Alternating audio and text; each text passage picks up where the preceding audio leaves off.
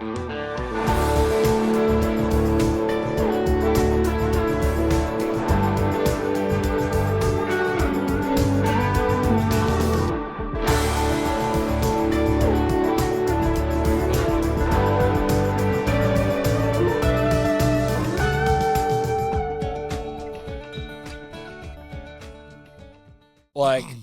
thinking back, first of all, we all went to Georgia together. Mm-hmm. I mean, together, but not really knowing each other. Right. Did you guys know each other in college? Yeah. We did. Yeah. Okay. What was how did y'all meet? Jonathan Sanders. Yeah, Okay. Johnny That's Boy right. Sanders. That's right, because you're from Augusta. Yep. What high school did you go to? I actually didn't finish high school. I went to North Georgia for high school. Okay. But, yeah, my whole family. Me and Jonathan actually grew up going to a Christian youth camp in Dahlonega, Georgia together, and that's how we met. Nice. I think we were 7 or 8 years old, but our moms have been friends since Jonathan was born June 3rd. I was born June 2nd. Our moms, same church, same Bible study. So we've literally known each other since the day we were born, which is crazy. Wow. Yeah. Yeah.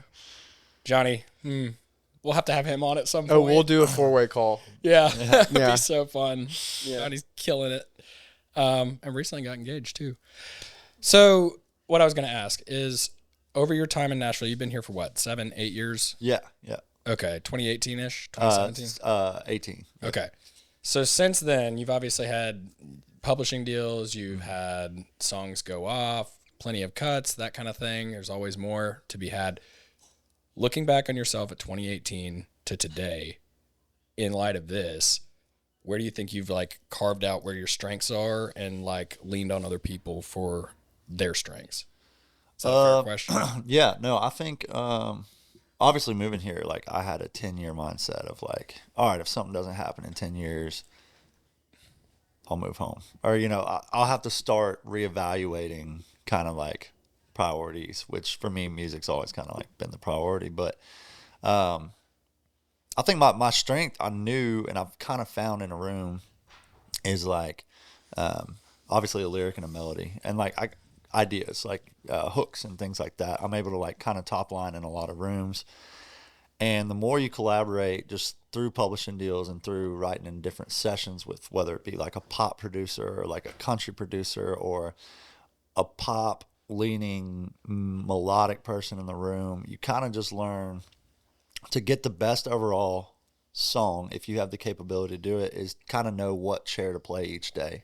Like, if I know I'm getting in the room with someone who I'm even a fan of their melodies, like I'll listen to songs they've written and stuff, and I know kind of realistically, not that I'm not capable that day, but like sometimes you just let them do their thing, and it might be, okay, so today I'm going to have to bring title, lyric, and I tend to kind of like my creative process, I kind of like map out in my head, like, okay, this would be a good bridge idea, this would be a good verse content, or just basically letting them. I feel like the best songs come when everyone trusts each other with their individual strength in the room, and that doesn't mean that I can't cater to this and be like, oh, love that melody, but what if it's here, or for them like, oh, that lyric's cool, but I think we maybe say it in a different way, or like, is that too confusing for your average soccer mom driving to school, trying to like write a hit song. But I feel like that's one thing I've learned since I've been here is just like you really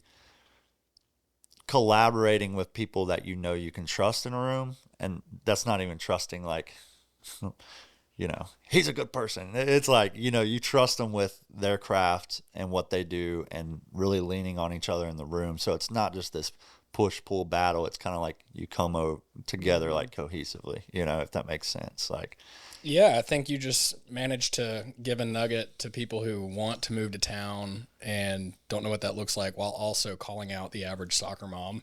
Yeah, but that's who we're writing for, right? Like when you're you're a staff writer in town, it's like if you want to really make money and like have a career, we always say soccer moms and truckers.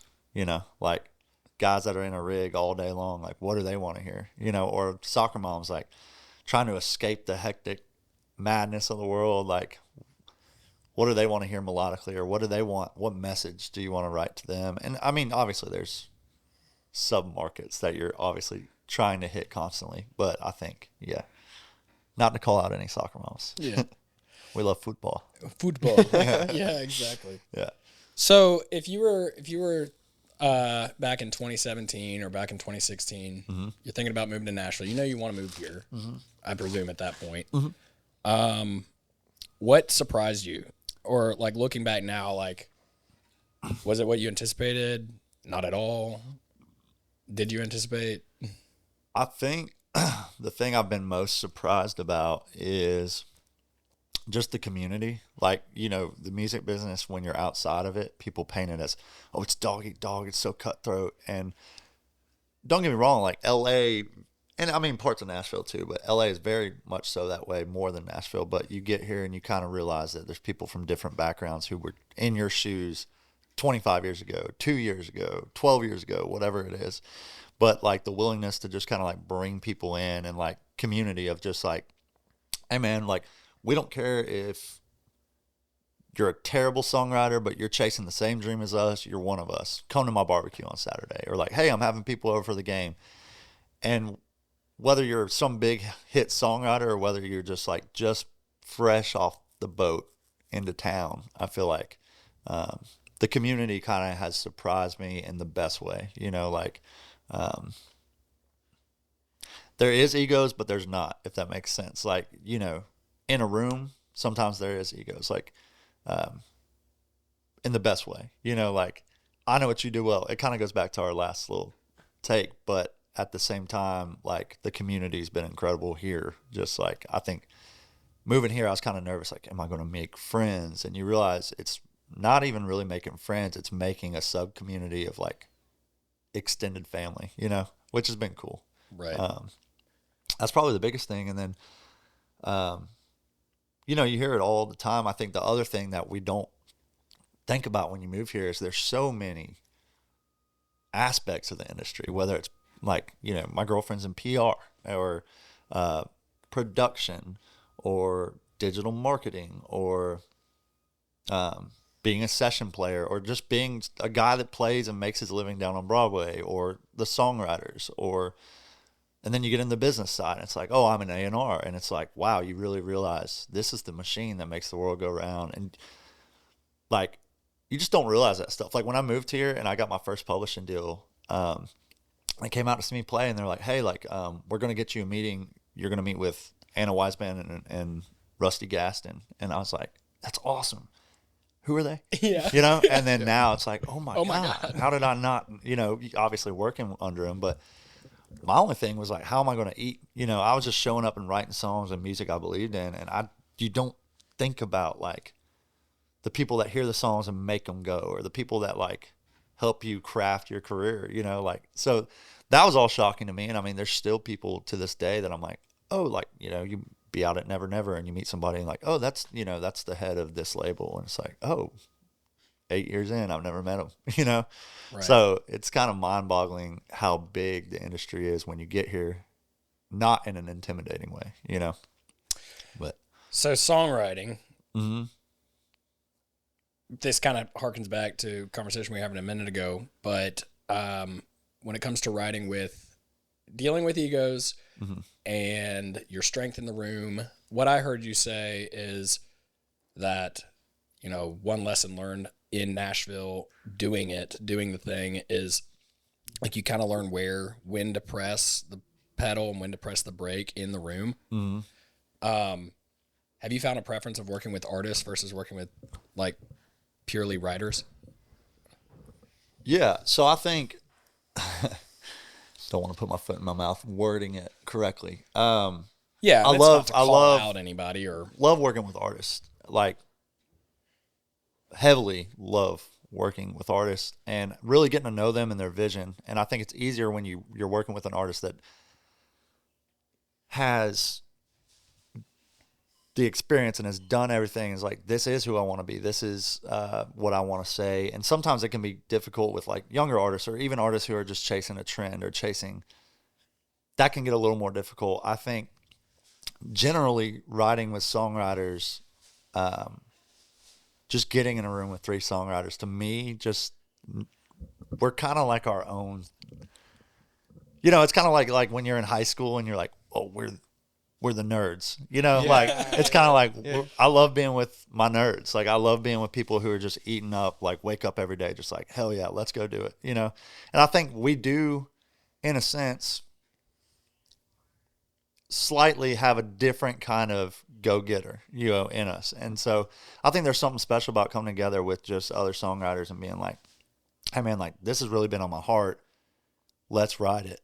As opposed to getting in the room and be like, man, I really need and not that artists don't do that too, but you know, hey man, I really need a beer drinking show opener. And some days you're just like, okay, you know, and it's like, you're not as fired up. Whereas like, I feel like songwriters just lay their heart. Like we're the most vulnerable people in this town. I think, you know, like, cause we're, you know, there's times where you're like the other day, we're like, hey, like we have a 1% shot at going and getting this cut, but let's write this title so specific that we can only pitch it to 2 artists. But if we nail it, it's going to be awesome, you know? And I think the vulnerability of doing something like that is a little different than working with artists, you know? But yeah, I just love my nerds. I love my community of just songwriters and being like, man, we're eating up with the shit, you know? Like, Is there an artist that comes to mind that you know that if you go and write in the room with them, that they would be that songwriter? Like, I don't care. Let's forget me. Yeah.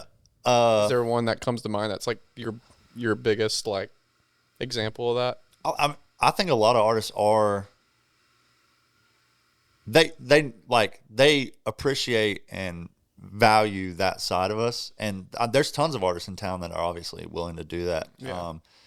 And a lot of artists who are just in the room, they're like, best song today. Like, I don't care what it's about. Like, I want to, you know, I want to get whatever's on y'all's heart, whatever we're going to write. And like, we think people are going to hear and people are going to relate to. Like, I think there's a lot of artists like that. Like Ella Langley, I mean, getting to work with her early in her career, she was always that way. Like, I don't care if it's for me. Like, let's just write the best song. And that's why now you're seeing a lot of her songs, now that she's at the level she is, they're getting cut by other female artists and they're getting cut by other people. One of my best friends, Shane Prophet, like he's the same way. He gets in every day and he's just like, he really prides himself as a songwriter, you know, kind of first. Like he just wants to put, hey, like, let's just write the best song today. And, you know, I think a lot of artists in town are that way. But some days, going back to the last segment, was just kind of like, some days you do get in and it's like, I need this for the show. And it's not necessarily what you're all vamped up, ready to write, you know. Whereas with songwriters, if it's 3 songwriters in the room, it's just kind of like, dude, this has been heavy on my heart. And it's kind of like therapy together. Yeah. And you kind of walk through it together and just be like, hey, like this song might get cut. It might not. It might get cut in 12 years. But like someone's going to walk through this phase of life and it's going to relate to somebody. And I just need to write this today. And we can go write the show opening, you know, stadium rocker tomorrow. We always got 4 more days to do it, you know, which I think is cool. Yeah. But, yeah. I mean, I think what you're tapping on that a lot of people that aren't in the industry, like living it, yeah, wouldn't necessarily understand unless it was kind of explained, is like the role as a songwriter and the role as an artist are inherently different. And they both have their, I don't even want to say pros and cons, just different edge. Mm-hmm. Because as the artist, you are constantly questioning throughout the writing process, do I identify with this? Does this speak to me? And as the songwriter, you're serving the song. Mm-hmm. And so if you're an artist and a writer, and I do want to jump into, because I know that you've talked about doing a project and whatnot, want to dive into that. But like when I love both roles. I like sitting in on somebody else's song, somebody else's session where I can kind of not identify with the song itself and serve it. Mm-hmm. That's fun to me because you've released the pressure of that. And I think the artists that do that really well also do that, you know, and determine if they can identify with it after the song is completed, you know? Would you agree with that? Like, what is your thought? I do. And going back to what you said, I feel like, okay, mentality wise, some days, like when it's all songwriters in the room, it feels like we're the artist, you know, which is unique for us to be like, what do we want to say? And sometimes, like, you know, when you get in the other room, you feel like a subcontracted worker, you know, which is fine. And not in a bad way. It's just like, it's not necessarily, you don't have the creative control as just being 3 songwriters in a room. And I imagine compared to your squad, Mm-hmm. you have to be a lot more sensitive to that artist too, because isn't there this also sometimes this sense of artist writers in the room, or catering to them, or they just might be more sensitive than somebody that you've written with all the time consistently, and even if you say something that out of context might be offensive or string out emotion, they know you're just looking out for them, like, or you're looking out for the best of the song. Yeah, and I think that's kind of where the ego comes in. It's just to have to know the intent of what you're saying. Like no one's trying to offend anybody in the room. I would rather someone just look me dead in the eyes and be like, "Dude, that melody sucks." Like, See, but Same. I don't want to get a bad song. Like, I don't want to cost us a potential cut or potential anything that could like change our lives and change our careers over you being too scared in the room to be vulnerable enough with me to be like, that was terrible. You know, like that's like, what I love. That's what I love about the guys in this house. We can all speak like that, and not offend anybody.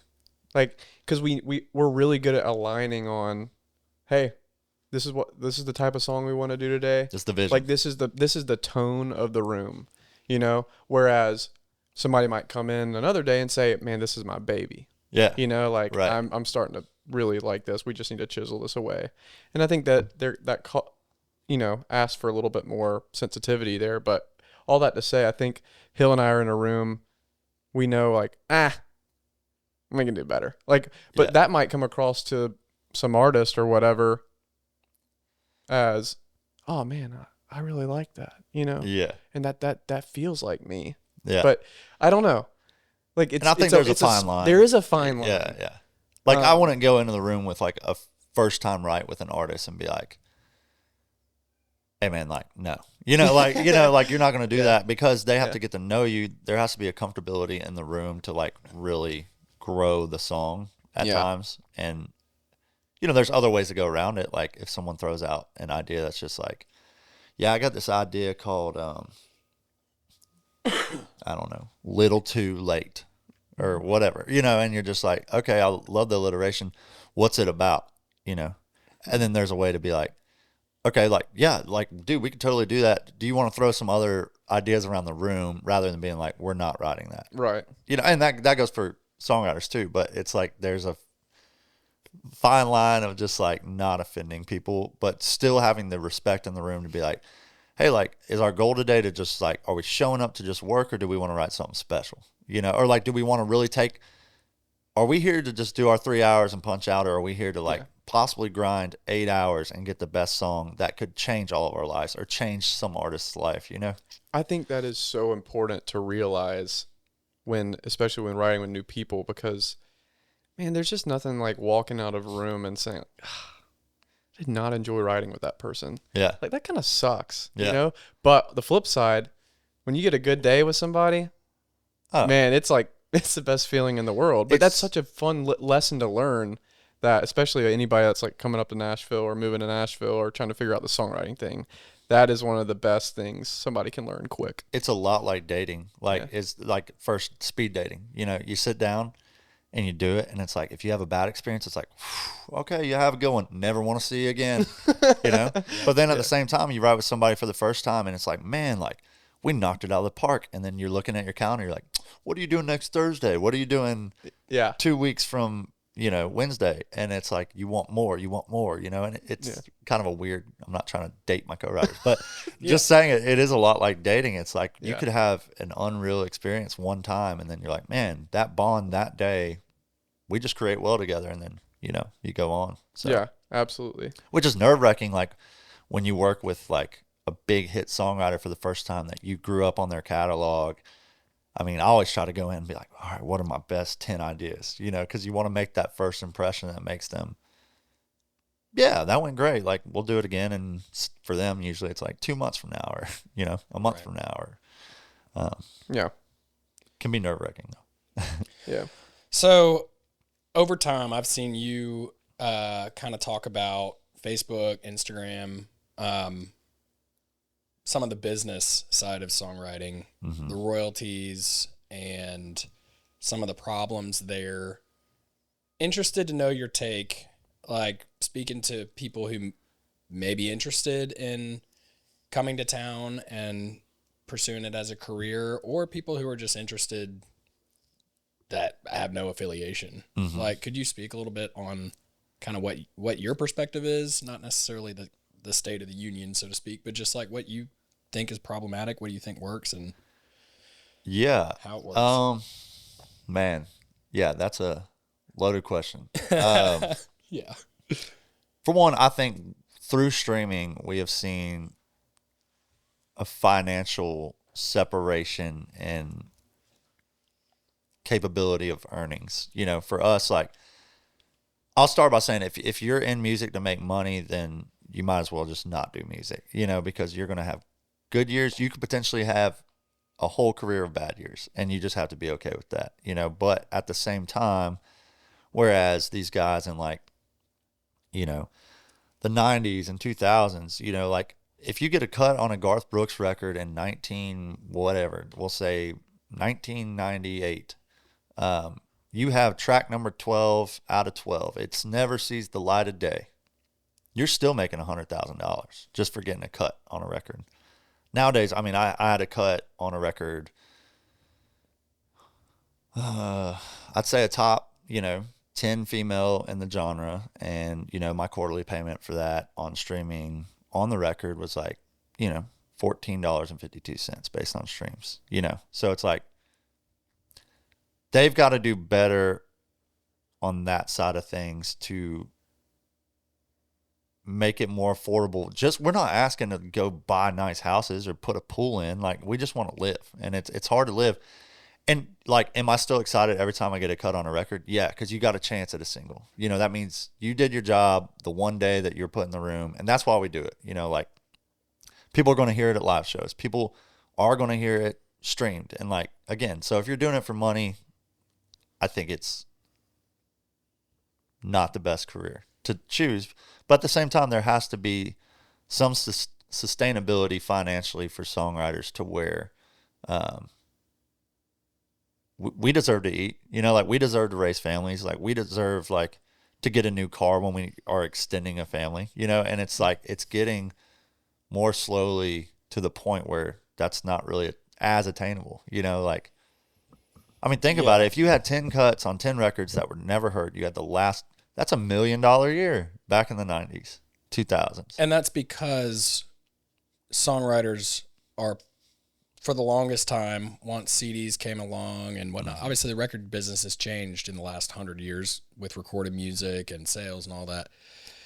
It was linked to the sale of the music. So you go buy a $10 CD. The mechanicals. Yeah, you got a mechanical royalty of 9 cents that's getting split amongst the songwriters and the publishers and whatnot.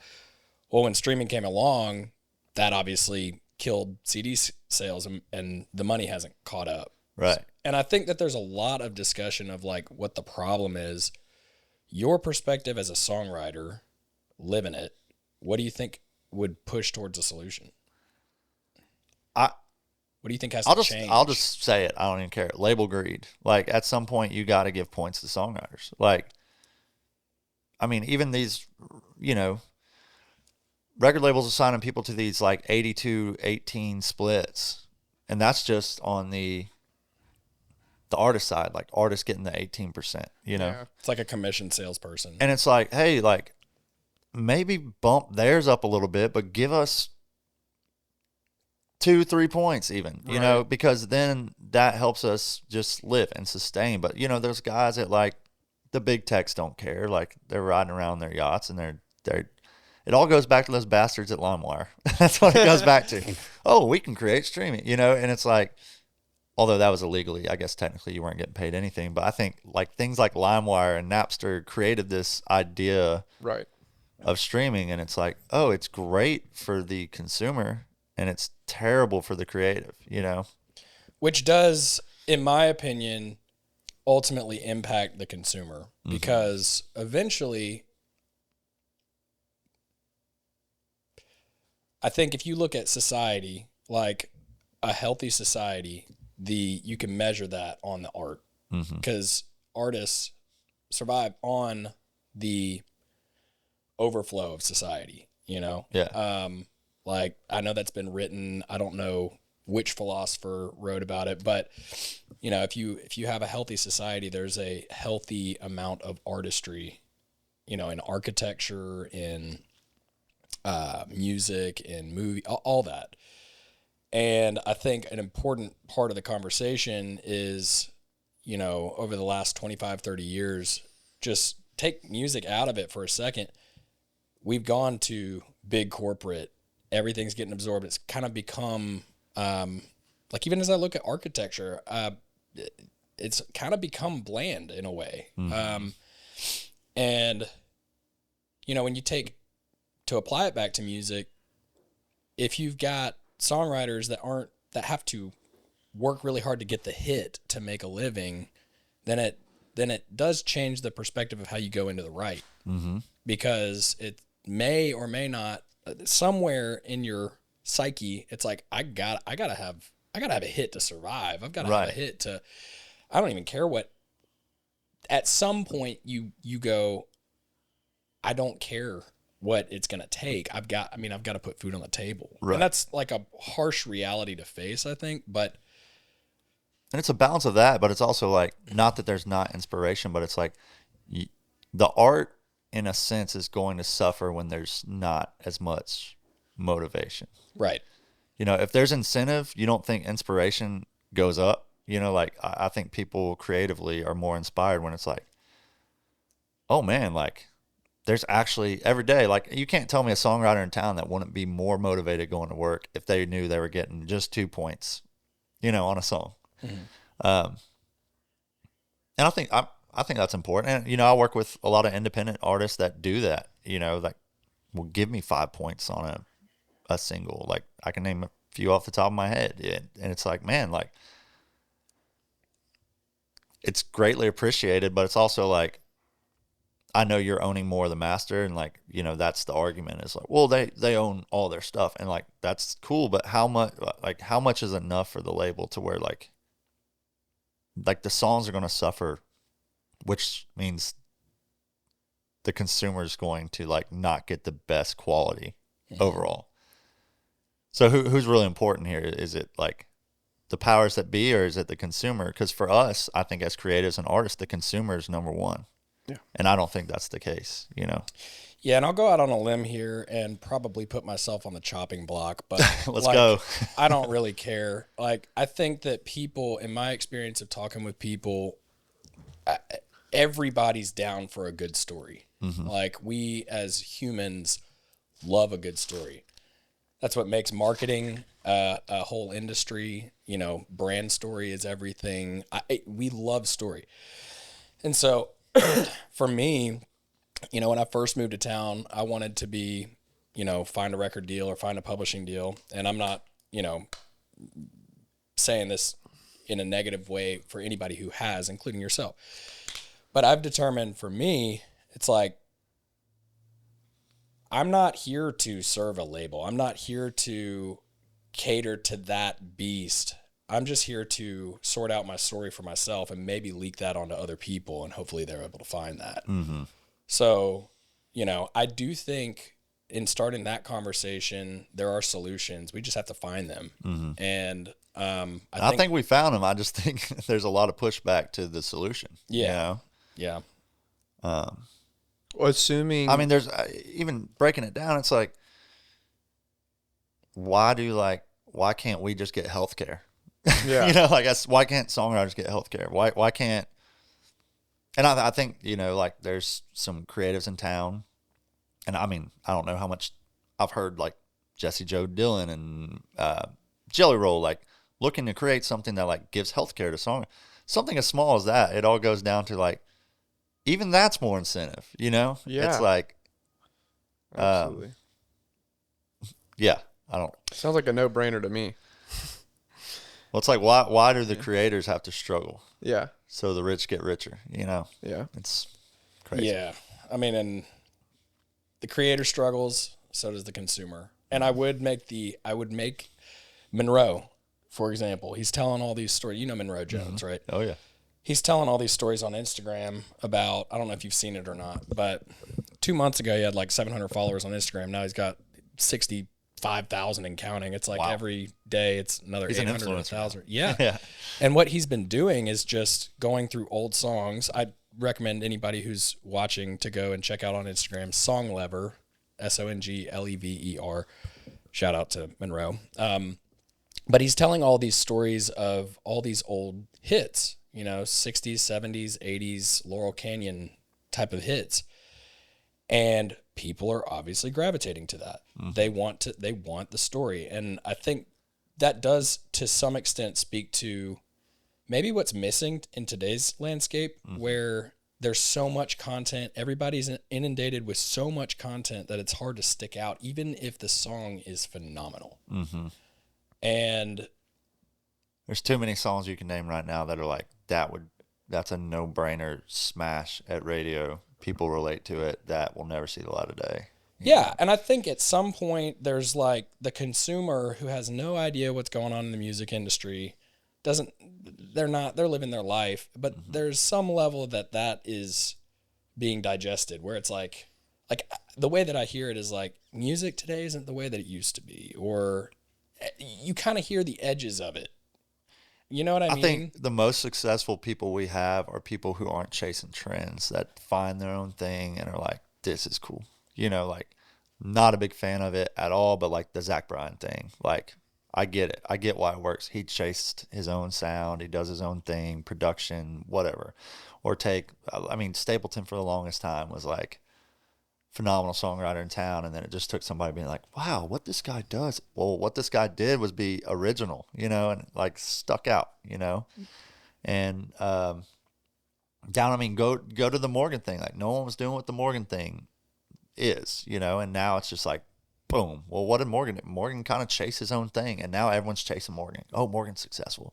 Let's do the Morgan thing. And how many songs on radio you're like, and I say this in the best way, but it's like Morgan songs that didn't make the cut that get pitched to somebody else because somebody else is like, well, it sounds like a Morgan song, and if I put out a Morgan song, I'm going to have the Morgan success, Which, trendsetter, like, in the best way. I love his music. Like, I think what he did is cool. Even what Jelly Roll's doing now, it's like a different side. What Laney's sound is different. And these are people that, like, believed enough in what they were doing creatively originally.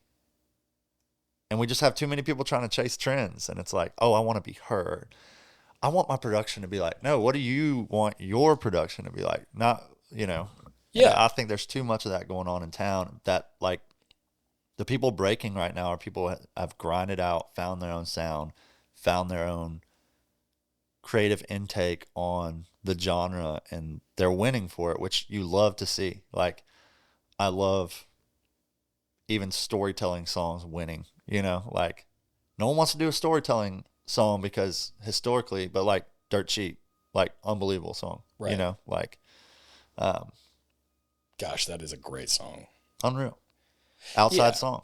I think the reality is, and I don't say this to like implicate people who work at labels, because they're legitimate jobs and people. And they're trying to make a living just like they're trying to make a living. And yeah, I have no hatred of people at labels, but the nature of the beast is labels can't create trends.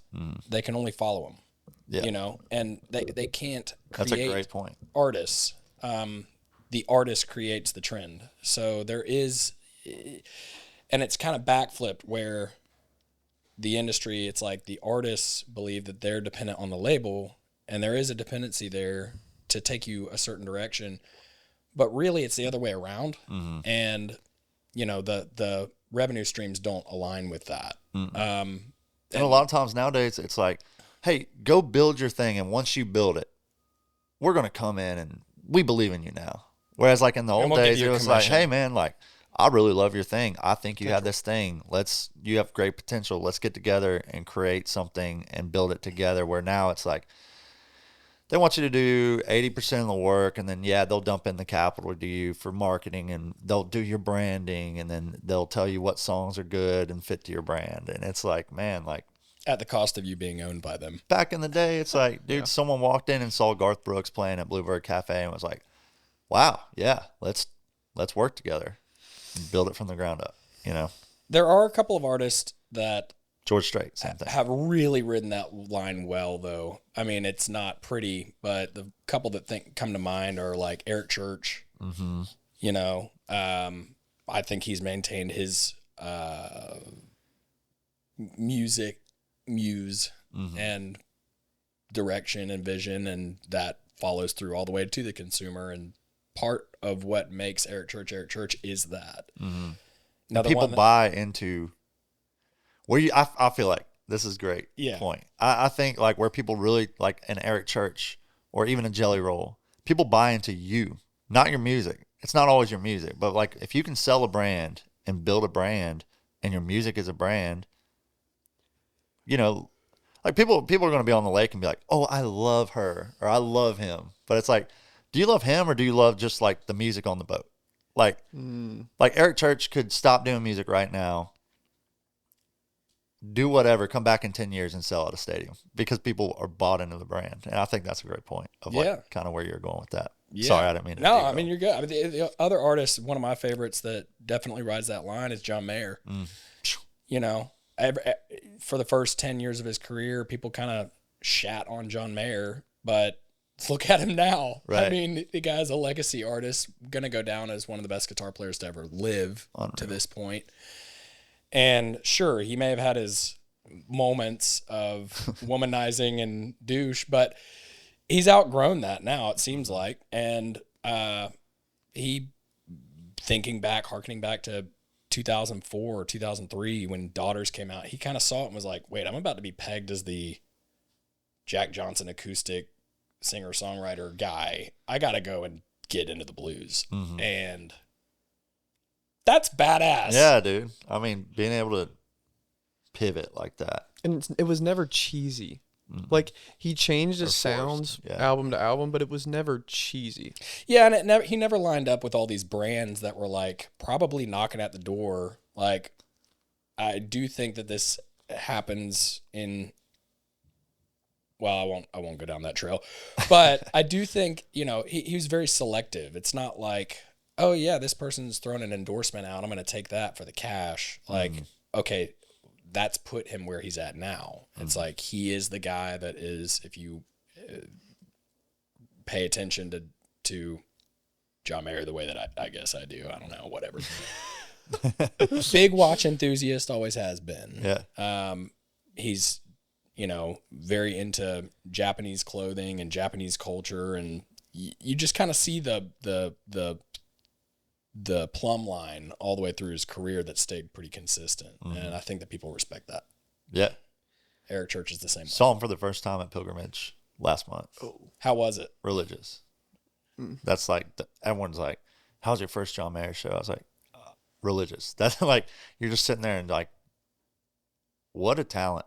Like, there's generational talents, and then there's like, he's so far beyond that. Yeah. Like, and I mean, he's not like doing the whole intro or like entertaining. His entertainment is the music and him just ripping on guitar and like the musical genius that he is, you know. It's kind of like, not to compare too closely because he's, to me, the greatest ever, but like Brian Wilson. Can you imagine trying to have a conversation with that guy? You know, like, he didn't have to entertain because the music did it, right. You know? And that's kind of like the same realm I put. That Mayer show was just like the whole time. Like, the depth of catalog is insane. He didn't play Why Georgia, though, which I was like, man, that kind of sucks. Yeah. But that's just one of, right. You know, but yeah, being from Georgia, we naturally. We know why. Just love the song. Yeah. I want to stay on the trend segment real quick. Since you're in the songwriting sphere way more than us, like the business side, from a trend standpoint, what you see kind of moving along, looking out like the next 5 years, what part of your craft or strategy do you think will be different? You know, considering whatever, you know, the business evolution, technology, streaming, behaviors, what do you think that top strategy or craft would be that changes? Man, that's a good question. I think, for one, there's so many subgenres now within the country genre. Maybe just like the acceptance of like you're not always going to do what we're doing now. Like there's so many different, oh, it's like country pop, it's country grunge. Like there's going to be like crazy subgenres, and like having to adapt to that, and like probably like realistically like do more deep dives into like history of these subgenres, you know? Yeah, I mean, I don't know. It's evolving every day. Like someone moves to town, you're like, she's like blues, but she's like country, you know? Or like, it's like folk meets Americana metal. And you're like, what? You know, like. Yeah, the vision that comes to mind is like a bowling alley, and music used to have all the guardrails up. Yeah. And now we're bowling on a basketball court, and bowling balls are going everywhere. Right. You're on lane 5 and it's going in lane 3. Yeah. Yeah. That's Strike, but there will be strikes, you know? It's Gosh, like, I kind of like that. yeah. Like for me, like, because like melody, when we were going back to the beginning of the show, like talking about just feeling and tone, Yeah. man, like what speaks, I'm all about that. Yeah. So like you give me a country grunge artist, let's go. Yeah. That fires me up. I want to know more about it, if nothing else, Yeah. you know? Yeah. Someone's going to come see you just to be like, what the hell is this about? Yeah. And they might see you one time, or they might fall in love with you, but it is kind of a unique transition we're kind of walking through right now. Yeah. You know? So you'd mentioned talking about inside versus outside cuts. Mm-hmm. Could you explain like what that, just in brief, like what that is to the audience, and then lend your perspective on it? Yeah. So to me, like an inside cut, a lot of times, and there's variations of it, but like you're actually in the room with the artist. And I think there's an importance when, for instance, an artist is vulnerable enough with you to like write a song that means something special, or like they're going through a really tough divorce, or a loss in a family, and like you write something special. A lot of times with the artist's name on the song, that's like an inside song. Like it's a little more partial to them. Outside song goes back to like, 3 songwriters in a room, sometimes, 2 songwriters or 1, and just the song being so powerful enough that it gets moved through all the chains and the levels to the artist's hands. And they're like, that song is so special, I need that on my record, or I want to single that song. Shout out to Lori McKenna and Tom Douglas. Yeah. Yeah. And I mean, again, like I think for a long time we were seeing, I would say even in the last 5 years, I've seen it. It's so hard to get the outside song. And then like right now, it's like there's this new wave. And I think artists like Blake Shelton's always been incredible about outside songs. Keith Urban, Kenny Chesney, I mean, the king of the outside song.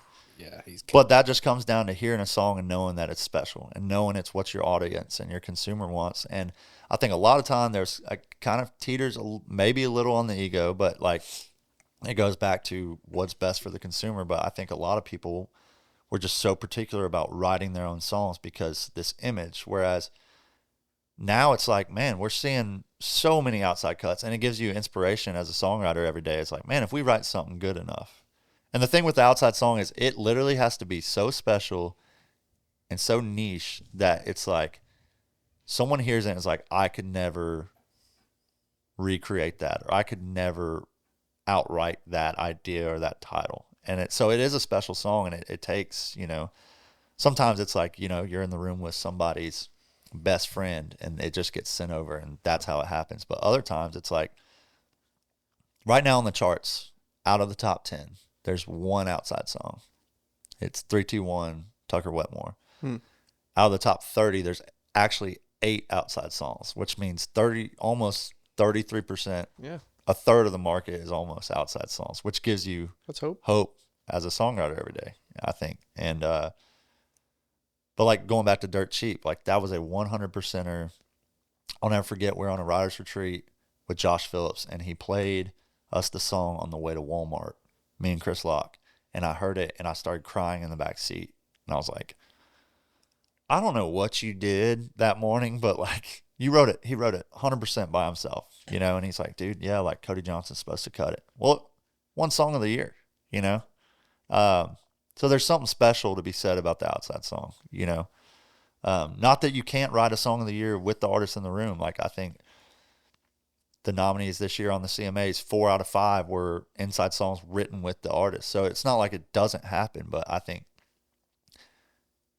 it's more, in 5 years, I've seen it go from like outside songs here to like, there's an influx of them now, to where it gives you hope every day walking in and being like, we could actually realistically write something so cool that we can pitch it this way. Why do you think that's happened? I mean, you've seen it, like the saying is always, oh, the best song wins, which is not actually the case. I mean, it is, but I think seeing people like Cody Johnson taking outside songs, Tim McGraw, another one that we didn't talk about. Yeah. I mean, almost every number one he's had is an outside song, I think just like the big staplers of the industry taking outside songs. Yeah, I mean, what that's kind of created. Oh, well, I've had songs and had friends have songs cut and had other people come back and be like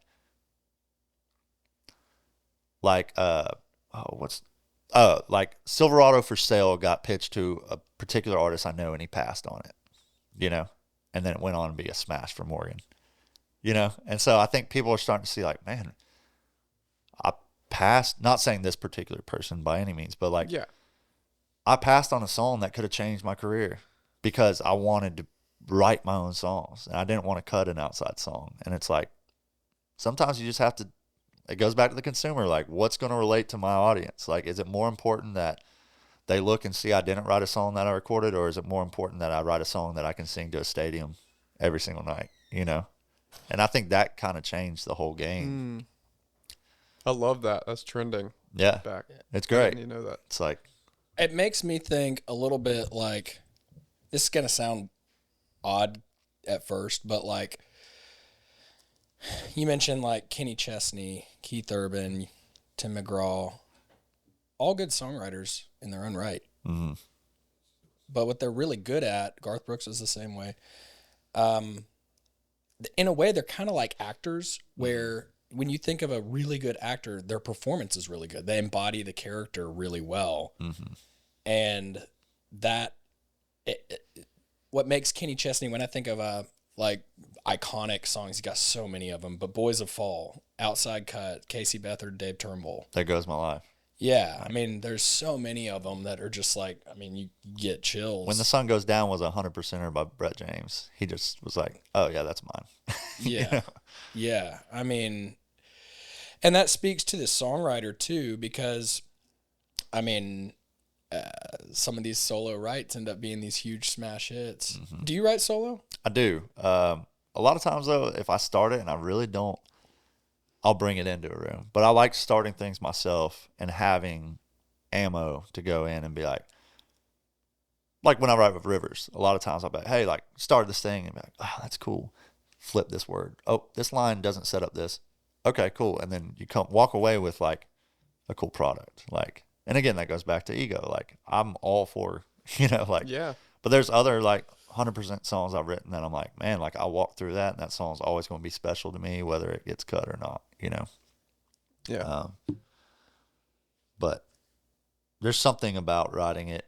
And I feel like a lot of those songs do like come from real place. Like the best 100% songs I feel like do come from like, no one else could really walk through this the way I did. And I just need to write it myself, like a song like Dirt Cheap, like that's about Josh Phillips' life, like the girl with the pink bow and her brown hair, that's his daughter Jordan, like no one else is going to get in and write that to the T that he did, you know. Yeah, and I do think that there's an impact of, looking over the last 25 years, seeing that change. I mean, we've even gone from,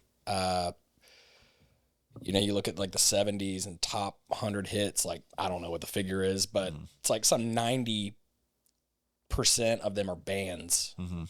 Now 90% are artists, like the artists. And I do think social media, growing up in that era, it's like everything is about me. Everything is about, and growing my audience, it's about me.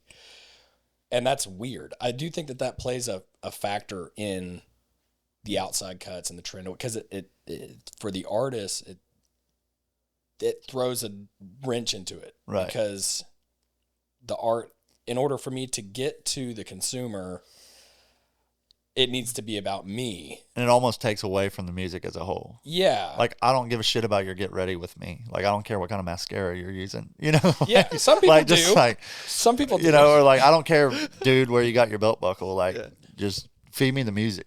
But I just mean that's like, just me. The, you know? I'm with you. The overall orientation of it, though, is like, you know, nobody pays it outside of music. Nobody really pays attention to, oh, he wrote that song, or he didn't write, or she didn't write that song. Right. You know, and so as a kid, I didn't know that Kenny Chesney, I don't know how any of that works. I just know a good song. Yeah. I like how that makes me feel. And I think as you get into the industry, and I can speak honestly on this myself, it's like, okay, I do want to have ownership of the song. Because there's a level of me that's like, I want to earn my place of respect of writing my own music or having the ability to. Yeah. But that, again, is about me. Again, not saying names. There are actually artists, and I know 2 cases in particular, that take an outside song and then throw their name on it and take a percentage from the songwriters just because that image of me creating this song about my life and my brand is that much more important than giving to the songwriters that delivered you the song, which I will never stand. I will never back that. I think that's like cheap as hell. Yeah, I mean the sad thing if you is, really, and then you want to go and broadcast about how much you respect and love songwriters, and it's like, you know, giving you a hug and stabbing you in the back. Like, yeah, and I'll just go ahead and say this on record as somebody who is not released music, doesn't have music out there, but those people know who they are and they have to sleep with themselves. So yeah, I don't. yeah, yeah. Like, yeah. But when it happens to you, not that it's happened to me, but I can just imagine like the feelings of, you know, hearing somebody get on stage and tell the story about how y'all were in the room and wrote it, and you're like, buddy, like, we sent you the song after we went and cut the demo 4 months after, and like you're making up this story about how you were in the room and you're walking through this and brought it in the room and we wrote. It's just like, what? See, that's the difference, because you hear Kenny Chesney talk about it. He's like, yeah, I heard this song and he calls the songwriter. Yeah. He's like, this song is amazing. I want to cut this song. And he's out there with it. Like, his audience can go and find that, see that. Right. That builds respect in my book. Yeah. You know? Because it's not about you. It's about the music, which is, to me, the key to success. Like, put the music, put the fans first, and you're going to have a successful career. Like, whether it's successful is like a small following, but you sell tickets every night, or you could sell at stadiums. But like, if you put the music and you put the fans first, I just don't see how you lose. I don't see how you don't have a career unless you just like sing like ass, you know, like, like if your music's bad, I mean, you know, we won't get into that, you know, but I'm just saying, like, you know. So I do want to bring up Dick Down in Dallas. I would like outside to know, song. Outside song, yes. So you moved to town in 2018. When did that one get chosen and cut? So I started writing that song my senior year at Georgia, and it was called "She's Gone Back to Dallas." And I had the melody, "She's gone back to Dallas," but it was like she ran off to Houston, whatever. Get in the room, me and my buddy Brent Gafford were writing one day, and we kind of hit a wall. And I was like, dude, I started this thing in college, like, whatever. And he said, you know, man, I was at, we had just gone to the LSU Georgia SEC championship, which we will speak no more about. And he said, dude, we would be in the national championship if we didn't get dicked down by LSU. And I thought it was so funny. And so he steps back in from the porch and he's like, "She's dicked down in Dallas." And I was like, dude, that's funny. Like, we're not going to get anything else today. Like, let's just write a funny song, have fun with it. So we kind of started.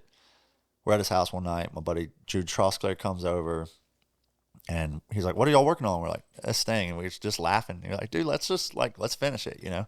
So we finished the song and whatever. COVID shuts the world down. 2020.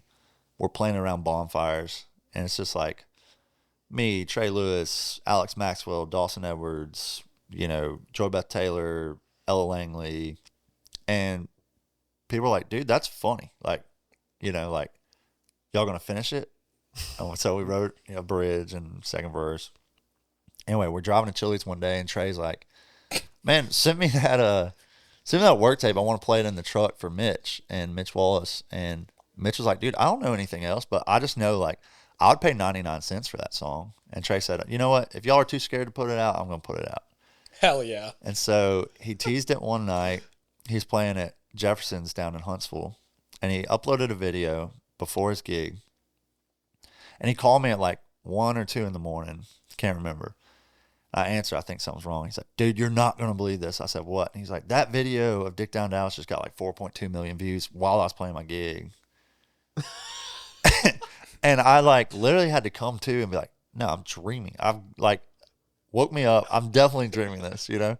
Sure enough, I go and look, and then it just becomes this thing, and people sharing it, and tagging their friends, and uploading it on their stories, and it becomes viral. And then Trey plays it at a Raise Rowdy round, and that goes viral on like, is it Call Her Daddy, and Old Row posts it, and then it's like, oh God, what do we do? You know, like what did we create? Okay. I got to interrupt you. At what point did your mom hear the song?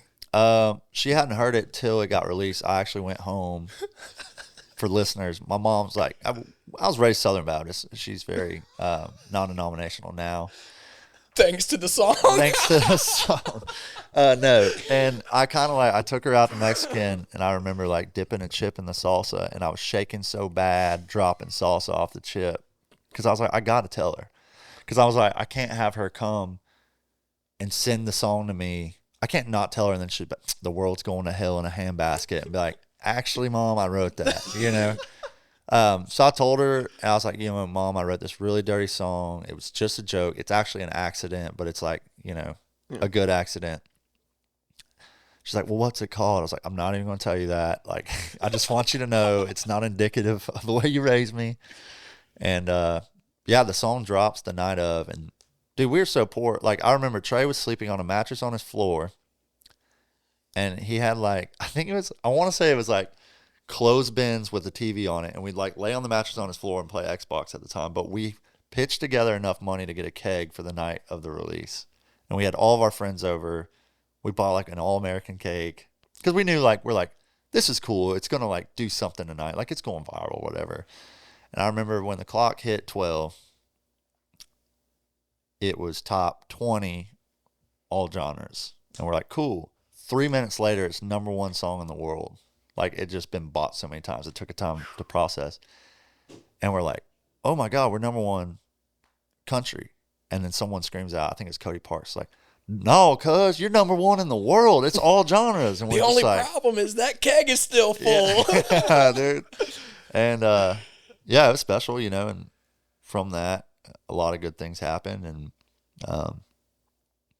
yeah, it's crazy. It's like triple platinum now. A song that, thank God, Brent came in and said, "Dick Down in Dallas," because I don't know, like, if that song ever would have been cut. You know, I think it's just the shock factor, and everyone's sad during COVID and locked up and on TikTok, and it's like, oh, it just happened, you know?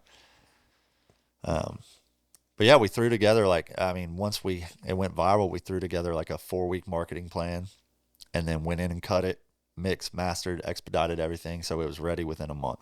And because we didn't even have like a demo on it. I mean, we did, but it wasn't, you know. Good for y'all. Strike while the iron's hot. Crazy. That's awesome. Okay, so your music. Mm-hmm. I know in the past you've talked about potentially putting a project together yourself. Like a writer's project, yeah. Okay. You know, you play things like Listening Room, and you just see the way people actually, there's a certain market that just wants to hear the story behind the song, that sometimes don't even care about who's singing it or if the song's cut. They just want to hear the song. And I think that market's growing. Man, it is. It's like, for sure, the popularity of like the songwriter round and the Nashville in the round thing is like, but I don't know, you know, that might be a ways out just to hear the story behind the song and do like maybe 5, maybe throw like 2 songs that have been successful, and then throw the rest in there that are just like, yeah, this happened in my life and I wrote this, and people just want to hear the story behind the song. So I think that's kind of, not anytime soon, but I'd love to do one, you know, down the road, just because you see the way it relates at rounds, and like play an uncut song just about my divorce, and like some lady comes up to me afterwards, like bawling her eyes out, it's like, wow, I really didn't think anyone cared about this song, like that kind of stuff is cool. And I think to not have to be in Nashville to hear it, or not have to buy a ticket to a songwriter show in Napa, California or Atlanta just to be able to hear it all over the world would be kind of cool. So You're on we'll something. see. Yeah. You're onto something. Yeah, I think it'd be cool. But yeah, down the road for sure, I think. Yeah, that's like with when we had Rivers on. He's just played us some stuff before that, that's not been cut. Yeah. And dude, you just need to release it. Dude, Man, that would make me turn off the radio. Yeah. Yeah. Well, and Rivers has that thing where it's like you feel every lyric he sings, and it's like we just had a song cut by ERNEST, and we had written the song 2 years ago after a write. He was like, "You want to stay?" And me, him, Jimmy, Yuri stayed and wrote it, and I thought the song was dead. Like I knew it was great, and we had sent it to like Miranda, and like never really heard back. She like saved it on her phone, which I thought, okay, that's a win. Like this song's just. And then Rivers was like drinking scotch with Ernest at his house and like played him the song. And Ernest was like, "Hey, can I cut that Monday?" But like if I played it, like not that I had this relationship with Ernest, but like I couldn't sell it the way Rivers sold it. He's just got that thing. And as soon as he played it, it's like, "Hey man, I want to cut that song Monday." It's like he called me. I was at the local drinking beers and, "Hey Matthew, hey, we got a cut today." And I was like, "All right, like what got cut?" And he's like, "Well, Lukas Nelson and Ernest went and cut Time Is. I played it for him last weekend and just wanted to call and tell you. Congrats, buddy." And I was like, "What?" Like, because I just thought the song was dead, like, very special song, but another one that you play at the listening room and people like, it's not released or nothing, but like I just hand wrote some lyrics. I sold 6 handwritten lyrics after, like, because people are just like, "Oh, that's a great song," like, That's neat. so you just never know with your art. Like there's songs I love that will never be heard, and there's songs that I hope are never heard again. They get cut, and you're like, shit, like, Right. I mean, you're happy for the cut always, but you're Yeah. like, man, that's not the best representation of my work. But Yeah. That's always going to it's be kind of what you present. sign up for, Yeah. Yeah. Yeah. Makes sense. I guess couple things. Demos. Like has I that wanted to go here too. Yeah, and Let's go. I know where I this know is you going. brought it up. So you can start it. I have some follow-up questions, but you I know you had told me earlier. No, I mean, I think that it would be interesting to talk about like how demo budgets work, because I think a lot of people, we're both on the outside, and we both work and are intentional about music. And I say we both work, everybody works to it. Well, that's arguable. But outside of the industry. So I'm curious to know, like, you write a song and maybe it's with an artist, maybe it's not. And you can do a voice memo in the room. But what does it look like going to between that and pitch? Like, who do you have? Like, do publishers give demo budgets? Do labels? Is it both? Like, what does that look like? And how has it changed? Mine is kind of structured. So they're split amongst the songwriters. So say we go demo a song that's $1,000 to demo, all in. Say we get pedal steel, fiddle, everything on it, hire a vocal singer, whatever.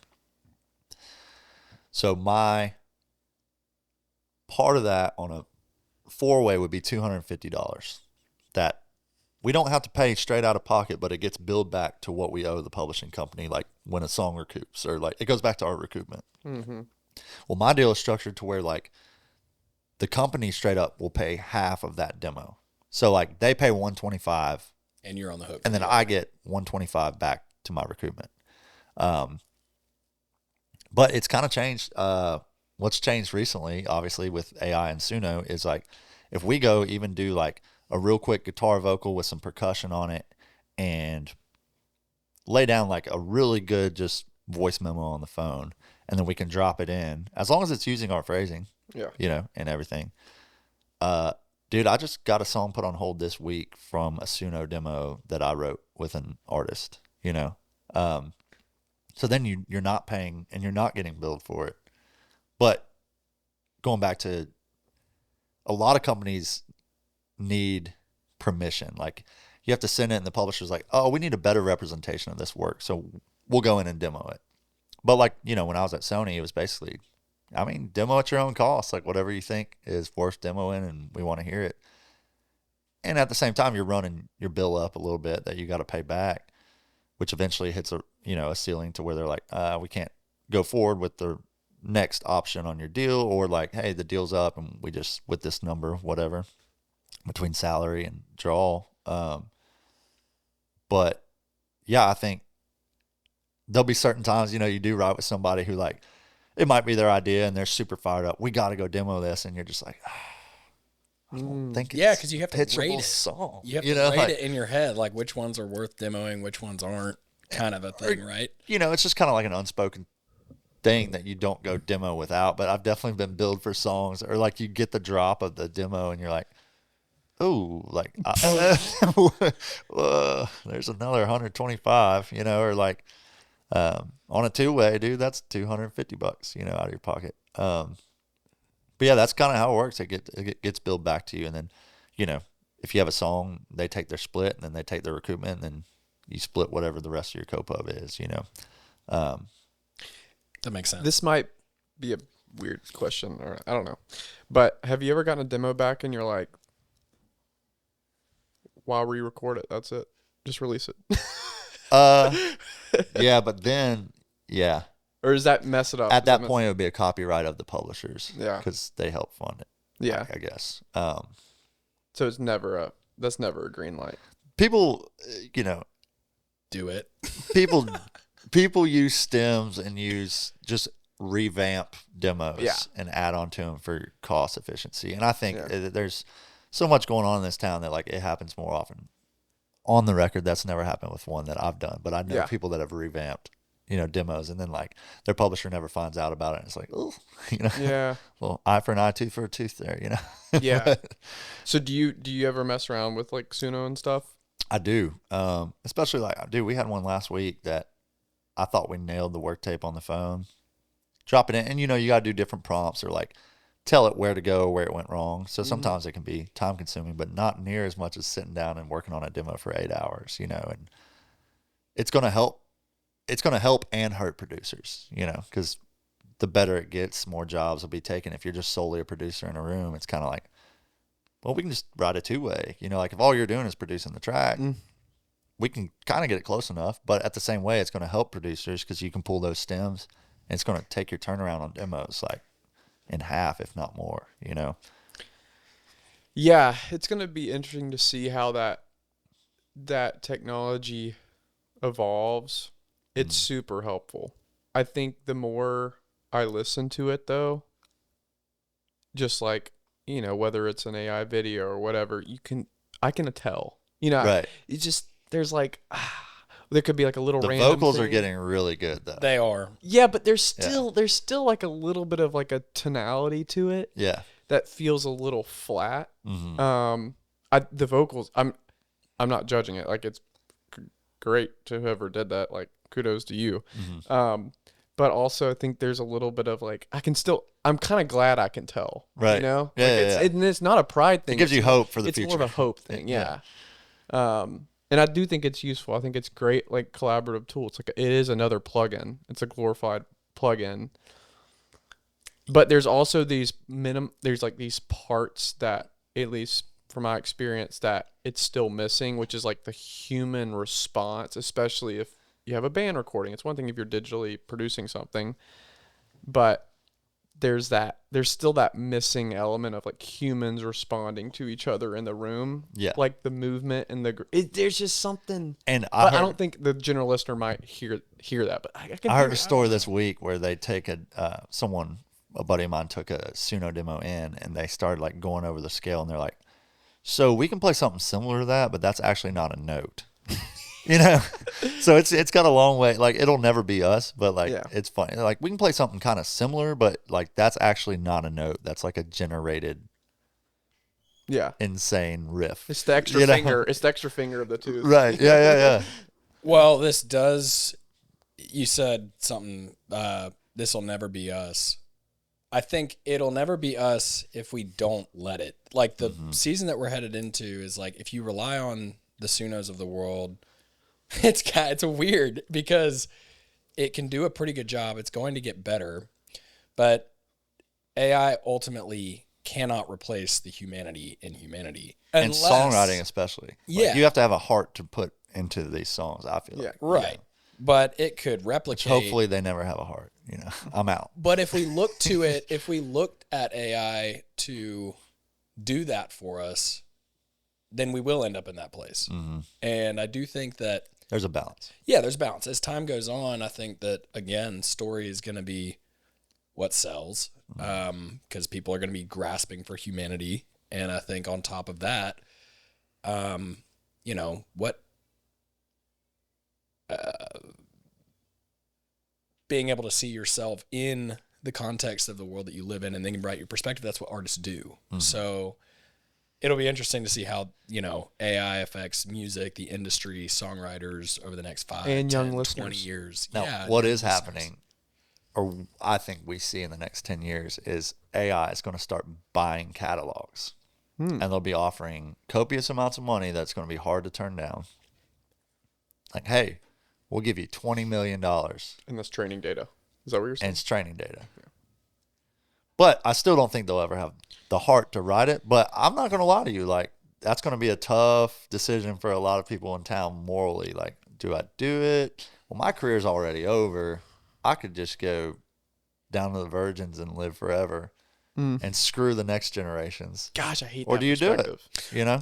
The thing is if you really get down to it, this gives a big, broad statement, but you see all the corruption in, I know we're not talking politics, I'm not taking sides here, but you see corruption in politics.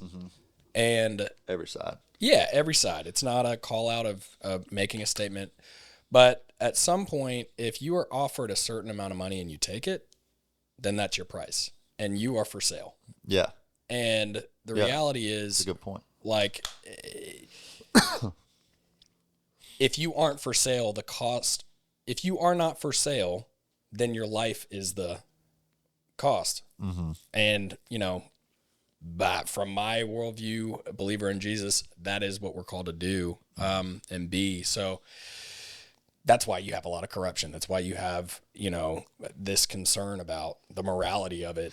Looking 10 years. Look at the NBA scandal yesterday. Like, dude, how do you make, I mean, hundreds of millions of dollars and like you're just betting on points? Because you're for sale. Because money is, you're for sale. Greed wins. I'm so glad something came out. That's been happening for so long. Like, I'm so glad. I want every dollar I've ever spent on DraftKings on Miami Heat and the Boston Celtics back. Like, even college football, you know, there was now we're getting derailed. I'm sorry. There was a former Alabama quarterback that said that he was playing here in Nashville at Vanderbilt, and someone walked up to him in the breakfast line at his hotel and said, "You want to make $250,000 tomorrow?" He said, "How?" He said, "Just throw 2 interceptions." Yep. And he didn't do it, but, you know, those Gambino families and the mob families that are still prevalent in the world, it's still happening. But that just goes back to our greed thing, is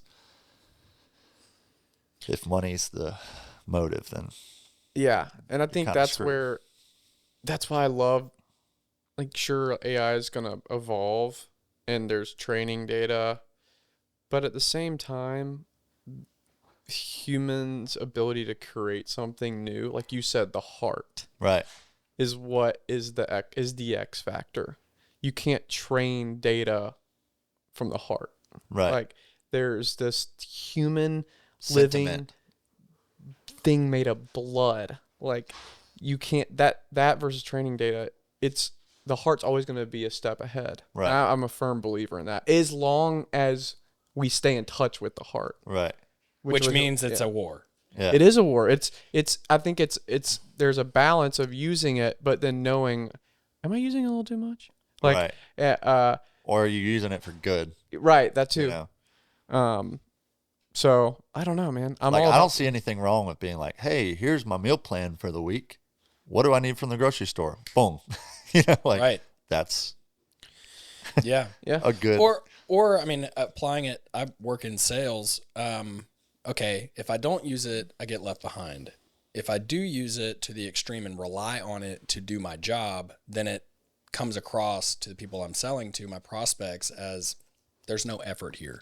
Right. There's a balance there where using it to really open up my time to have the human touch. Mm-hmm. That's the striking the balance, and leveraging and scaling. That's my take on it. Yeah. I think we need to wrap this thing up. Real quick. Yeah. We're going to touch on the UGA. Oh yeah. Oh wait. Yeah, and I want to do something else after that too. We got time. Yeah, we got a segment. Yeah. We're not. I'm not trying to draw it. I guess I am. No, in a you're way. good. You're just good. cognizant of time. At the time we all went to Georgia, I just want to go over, because I know y'all have many too. Yep. But we were all at Georgia together, now in Nashville. But if you think about it, like, you guys, the Tootin brothers, Yeah. Yep. Jordan Rowe, Mm-hmm. Megan Maroney, who I used to book Megan and her dad at the office on Washington Street. I Yeah. was like the music director there. Way too big of a title for booking a pub. But I remember her and her dad playing for $250 like once a month, and she'd bring in all of her sorority. Lily Rose. Who else are we missing?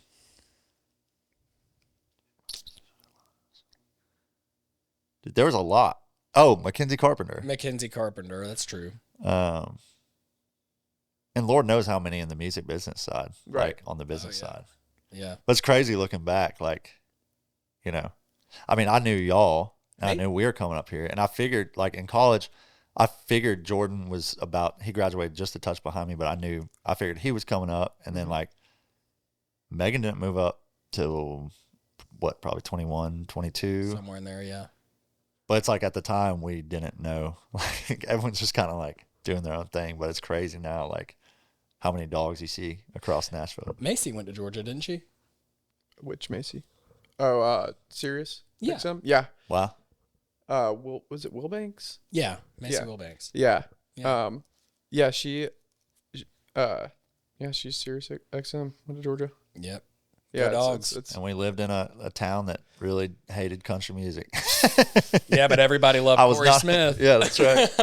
We should have been a jam band, boys. yeah, but it didn't take you too far to get right across those railroad tracks to then love country music. Yeah. Like those county lines you get out of them pretty quickly. For sure. For sure. Out of Clark County. And I guess, yeah, at the time, even like Gavin Adcock was down there. I think he was living in Watkinsville. But it's Yeah. crazy the people just in that area during that time. Go dogs. Yeah, we're doing decent. Yeah. I wonder if Lane Kiffin's going to take that UF deal. Hope not. I know. Well, Talk about worth something. Good. Talk gosh. about taking a punchable face to an extra punchable face. I actually love Lincoln. Mic Me drop. too. Me too. Okay, wait. All right, so let's go. Wait, hold on. Is there? It can be one of your songs, but also it can be another just artist or whatever. Is there a song that you really like right now, or that you've heard recently that you're like, ooh, these guys would like that? There's one coming out that I wrote. Okay. Does that count? Yeah. Can we play it? But not on. We don't have to play it on here. But like. Yeah, Can you hear yeah. it? Yeah. It's wrote it with Shane Prophet, and Mhm. it's about he found out his mom was getting cheated on by his dad, and he had to tell his dad. And this was like we walked through this together, and it's fine to say it on the podcast. He says it every night, and he kind of came in the room, and we wrote it with Casey Brown and Taylor Phillips, and it's just really special. Like it's probably the saddest song I've ever written, but it's so powerful that I'm excited for the world to hear it. So it's coming out. Yes, it'll be out here in the first quarter. Okay. All right. So for copyright, we can't play it on the podcast, but we're going to take a moment. Do you have a demo of it? I do, yeah, Could we listen to for it? sure. All right, we're going to take a moment to listen to it, and then do you want to speak to it? Yeah. Would you be okay with that? Yeah, totally. So what we do is it's called the What Did You Hear? We were talking about earlier in the show about just people wearing different hats, Yeah. different strengths. It's fun to obviously we haven't heard the song, so it'll be a little bit more of an experiment from you. That's cool. But you get to see what we heard. Okay. You know, it's like it could be any part of the song. Dude, I love that. Yeah. So we did one, for example, that we listened to the full track. We had come with the song, and we sat We all listen to it. And then at the end, you know, he's noticing melody. I'm noticing guitar parts. Guess that was with Jeff, right? It was with Monroe. Oh, yeah. There's one with Monroe too. But yeah, just it's kind of like first take. All right. I love it. What did you hear? I love it. Yeah. Let's do it. Yeah. Jeez, man. Holy smokes. Sad. That I can't wait for the world to hear that song. That's so real. Dude. Yeah, if you don't listen to that song, what's the name of it? You could do anything. And it's coming out when? It'd be first quarter this year. All right. Yeah, mark your calendar. Praying for a single. My Lord. And do we know? Can you say who's releasing or not? Shane Prophet. Oh, Shane. That's Yeah. cool. Awesome. Yeah, man. So be looking out in Q1. Set your reminder in Spotify. Like, that was phenomenal. Okay. Can we speak to lyric? Yeah. Like, is that something that we can do? Yeah. Like, are you just for his respect? You're out of Yeah. respect? And copyright. Yeah. And that. Yeah, absolutely. I think so. As long as you're okay. Yeah. Yeah. What stood out to you, William? Man, when you basically right after the first chorus, it felt like my heart just sunk. Oh, like, man. you know, like just you, like the intentionality of Hiding the hook. hiding it.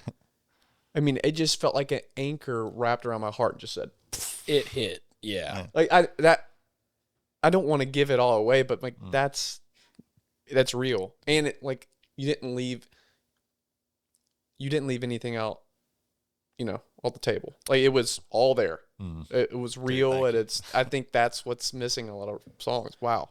There were two parts that really hit my ears. The first hook, I mean, hit like a freight train. Didn't see that coming. I think the line in the chorus was, you could take third string boys to a state champ ring. And that totally speaks to the belief. It's like you see your dad. This song is about, you know, father-son relationship and hurt. I could say that, right? Yeah. Okay. Yeah. But like you as a son see the ability and look up to the ability in your dad. That line hit. And then, you know, when you turn that and it's like, you lied to my face, you can do anything. Yeah, man. Like I got goosebumps. Yes, that second verse is like when the second verse feels like another chorus, like another hook in songs. Oh, dude. I'm like, sign me up. That's and that doesn't happen all the time. You know, like a lot of times second verses are just like. I think everybody cried in the room the day we wrote it because I knew what he was going through. Yeah. And to watch him, I mean, he's singing the demo and he's like, another pass. Like, just because it's hard, it's choking him up singing it because it's so real to him, you know. But yeah, I'm super excited, man. I hope that one has a really good chance. We'll see. But label loves it. He loves it. I'm hoping the world loves it. What I was thinking mainly the whole time was to be that person. Like, wow, what is this person feeling right now? Like, is there resolve? Like, you know, to be that raw and honest. Yeah. I respect that person for sure. I mean, I heard that listening as the dad in a way. Like, you let somebody down, you know? Yeah. I mean, wow. I don't think his dad's heard it yet, but ooh. Yeah. That'll hurt. Yeah. That'll hurt. Yeah. Wow. Well, Matt, thanks for coming on the Bilby Thanks and for Elle having me show. on. This has Yeah, been man. great. Thanks for the patience.